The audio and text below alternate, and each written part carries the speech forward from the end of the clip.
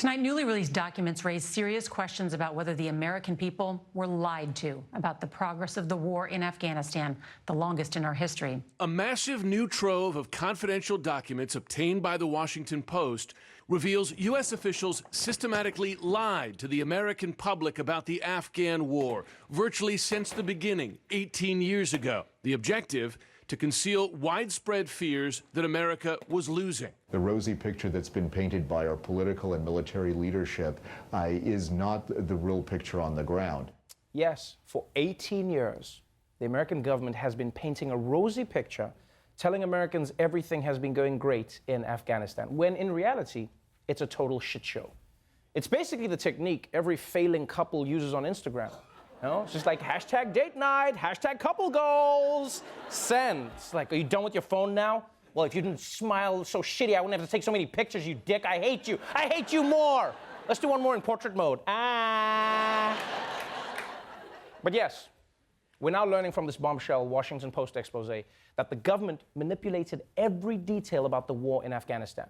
They used numbers they couldn't back up. They hyped small successes when they knew the big picture was getting worse. And they even tried to spin suicide bombings as a sign of success, which is confidence, if nothing else. You know, it's like making a Tinder profile that says, you know I'm a catch because I have my own room in my mommy's basement. Swipe right. Now, it's not unusual for governments to try and make things seem like they're going well in the war when they aren't. But what makes the story even more egregious was that they lied about even having a plan. It's as blunt as can be. We didn't know what we were doing. We didn't know exactly why we were there or how we could get out, and not a soul could define victory. Retired General Douglas Lute, the Afghan war czar, saying in 2015, "What are we trying to do here? We didn't have the foggiest notion of what we were undertaking." We didn't have a strategy. We didn't even know who the enemy was.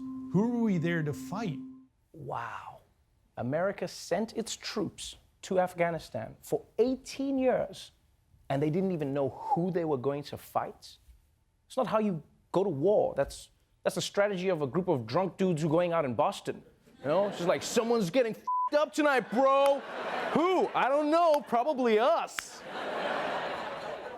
But basically, part of the problem is that the people in charge didn't know how to define victory in Afghanistan, right? Was it beating the Taliban or beating Al-Qaeda? Making the country a democracy.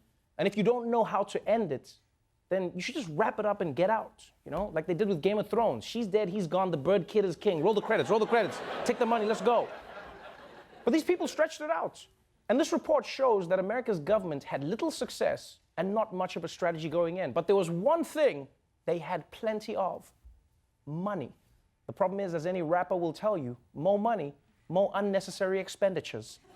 Aid workers in the field, military officers, diplomats, they all said this was more money than they could possibly spend, that they were ordered by Congress and officials back in Washington to spend as quickly as they could, as much as they could. Nearly $1 billion on helicopters and planes for the Afghans. Trouble is, there is serious doubt that the Afghans can fly them. $500,000 of your dollars wasted on a building that melted 4 months after it was built. $34 million went to a soybean growing project. And soybeans don't grow in Afghanistan, and people in Afghanistan don't eat soybeans. The Pentagon wasted millions on uniforms for the Afghan army. It was to buy a forest camouflage pattern. Forests cover only 2% of Afghanistan. Okay, that is just insane. $28 million for forest camouflage in a country that's all desert. The only way that could have been a bigger waste is if it was for Forrest Whitaker camouflage. Yeah, at least that would have confused the people. Mahmoud, we're being invaded by the guy from Wakanda. Don't shoot, I want his autograph. The strength of the Black Panther.